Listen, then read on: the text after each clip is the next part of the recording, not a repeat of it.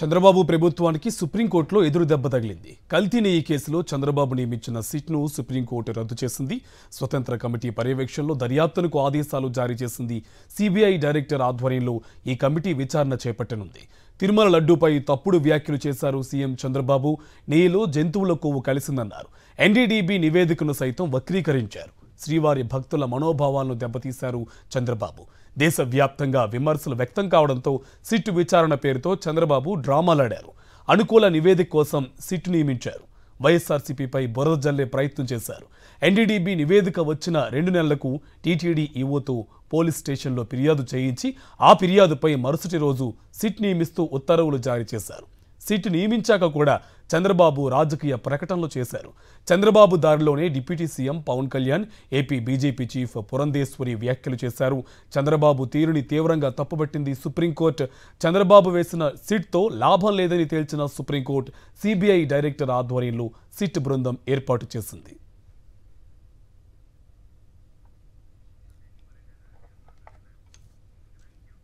సంబంధించి పూర్తి సమాచారం న్యూస్ రూమ్ నుంచి మా కరెస్పాండెంట్ సతీష్ మనకి లైవ్ లో డీటెయిల్స్ అందిస్తారు. సతీష్, చంద్రబాబు వేసిన సిట్ ను సుప్రీంకోర్టు కొట్టివేసింది. మళ్ళీ కొత్తగా 5 సభ్యులతో కూడిన సిట్ వేసింది. సో డీటెయిల్స్ ఏంటి? కార్తీక్, ఆంధ్రప్రదేశ్ ముఖ్యమంత్రి చంద్రబాబుకి సుప్రీంకోర్టులో గట్టి షాక్ తగిలింది చెప్పొచ్చు.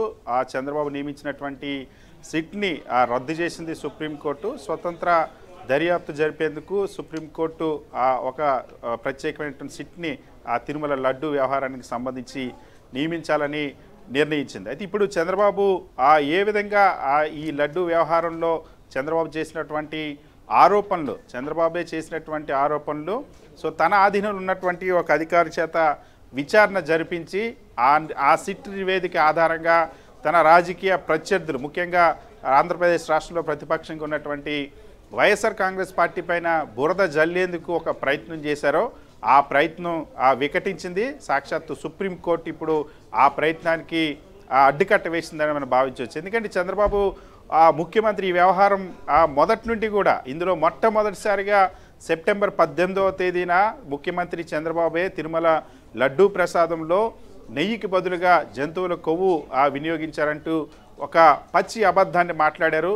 ఆ తర్వాత దానికి అనుగుణంగా తెలుగుదేశం టీటీడీ కూడా విడుదల చేయనటువంటి టీటీడీకి కాన్ఫిడెన్షియల్గా వచ్చినటువంటి ఒక నివేదికను తెలుగుదేశం పార్టీ విడుదల చేసింది ఎన్డీడీబీ రిపోర్ట్ పేరుతో. ఆ ఎన్డీడీబీ రిపోర్ట్లో యానిమల్ ఫ్యాట్ ఉందంటూ దానిపైన తెలుగుదేశం పార్టీ నాయకులు ప్రెస్ మీట్లు పెట్టడం, అదే ఆరోపణని చంద్రబాబు కూడా మళ్ళీ చేయడం అన్నది.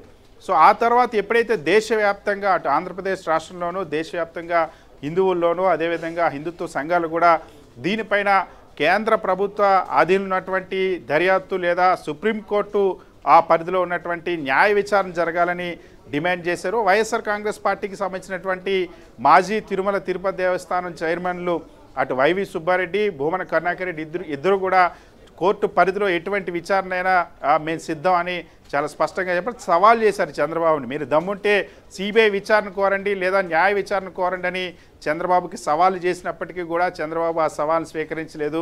అదేవిధంగా దేశవ్యాప్తంగా రాష్ట్ర వ్యాప్తంగా ఆందోళన చేసినటువంటి హిందూ సంఘాలు కానీ విశ్వ హిందూ పరిషత్ మొదలుకొని అనేక సంఘాలు ఆందోళన చేసినప్పుడు కూడా కేంద్ర దర్యాప్తు కోరండి లేదా సిబిఐ విచారణ కోరండి లేదా న్యాయ విచారణ కోరండి అని చంద్రబాబుని ఎంత డిమాండ్ చేసినా చంద్రబాబు ప్రభుత్వం కానీ చంద్రబాబు కానీ దీనిపైన తన ఆధీనంలో ఉన్నటువంటి సిట్ విచారణ మాత్రమే జరగాలని, ఎందుకంటే ఈ అబద్ధానికి సంబంధించినటువంటి వాస్తవాలన్నీ కూడా ప్రపంచం దృష్టికి వస్తాయి, నిజ నిర్ధారణ జరుగుతాయని తన అనుకూలమైనటువంటి నివేదిక ఇచ్చేందుకు అవసరమైనటువంటి సిట్ని నియమించుకున్నారు. అంతేకాకుండా సిట్టు ఇన్ఛార్జ్గా గుంటూరు ఐజీ అయినటువంటి సర్వశ్రేష్ఠ త్రిపాఠిని నియమించారు. త్రిపాఠి పైన ఎన్నికల సమయంలో తీవ్రమైనటువంటి విమర్శలు వచ్చాయి. వైఎస్ఆర్ కాంగ్రెస్ పార్టీ అప్పట్లోనే ఫిర్యాదులు కూడా చేసింది.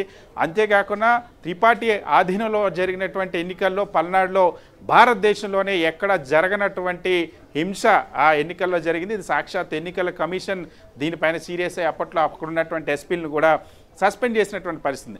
సో అటువంటి ఒక వివాదాస్పదమైనటువంటి అధికారిని తీసుకొచ్చి కేవలం తనకు అనుకూలంగా తాను చెప్పినటువంటి విధంగా నివేదిక వచ్చేలాగా ఒక సిట్ని ఏర్పాటు చేయడం, సిట్ ఏర్పాటు చేయాలని నిర్ణయించిన తర్వాత టీటీడీ ఈఓ పైన ఒత్తిడి తీసుకొచ్చి తిరుపతి ఈస్ట్ పోలీస్ స్టేషన్లో ఫిర్యాదు చేయించడం, అంతేకాకుండా నివేదిక ఏదైతే జూలై 23న వచ్చిన నివేదిక పైన జూలై 24న ఈ ఏఆర్ డైరీకి సంబంధించినటువంటి శాంపిల్స్ ఏవైతే టెస్ట్ చేశారో ఎన్డీడీబీ రిపోర్ట్లో వెజిటబుల్ ఫ్యాట్ కలిసిందని చెప్పినటువంటి ఈఓ చేత మళ్ళీ యానిమల్ ఫ్యాట్ కలిసిందంటూ ఒత్తిడి చేయించి ప్రెస్ మీట్ పెట్టించిన ఇవన్నీ కూడా మ్యానిపులేషన్ జరిగింది. ఆ సాక్షాత్ ముఖ్యమంత్రి స్థాయిలో ఉన్నటువంటి వ్యక్తి ఇన్వాల్వ్ అవడం వల్ల.